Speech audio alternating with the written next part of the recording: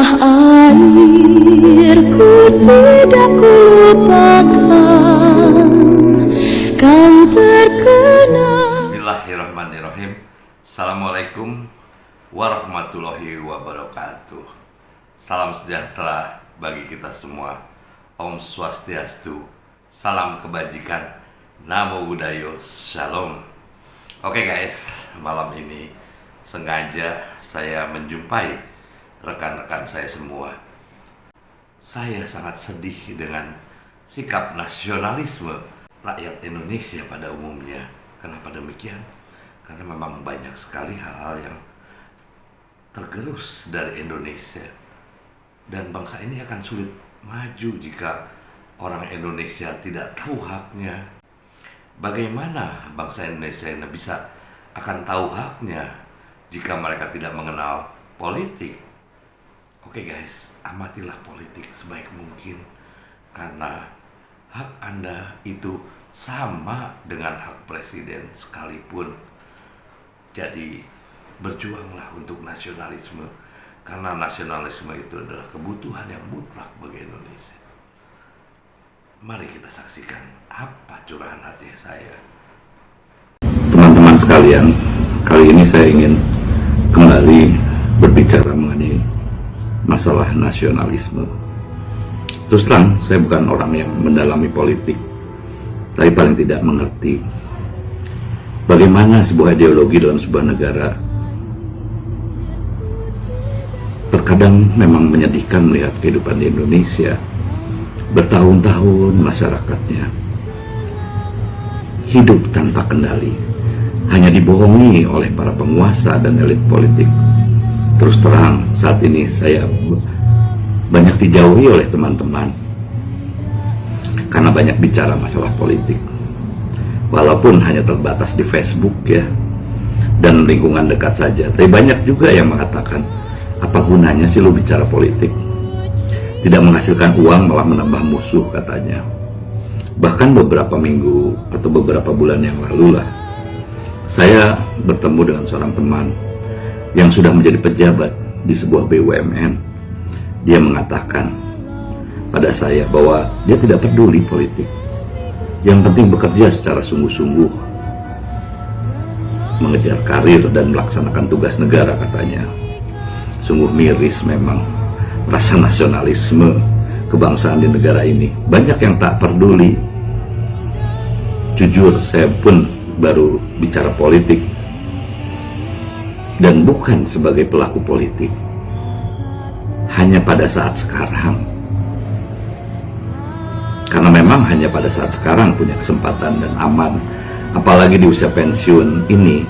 Walaupun saya bukan seorang pegawai, tapi karena masa aktif saya sudah berkurang, bahkan sampai dengan hari ini, dengan kondisi para politikus yang dulu menguasai Indonesia ini sekarang menjadi oposisi, banyak sekali Indonesia dihiasi oleh kebohongan dan kebodohan,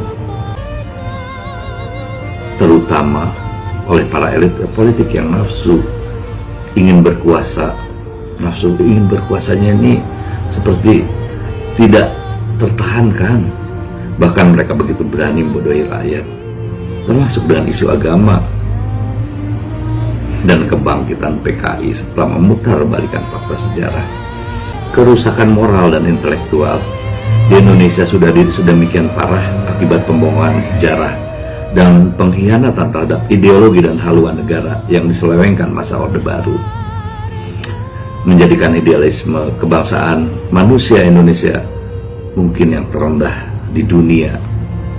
Padahal Indonesia adalah negara besar, mempunyai wilayah geopolitik dan geoekonomi paling strategis di dunia.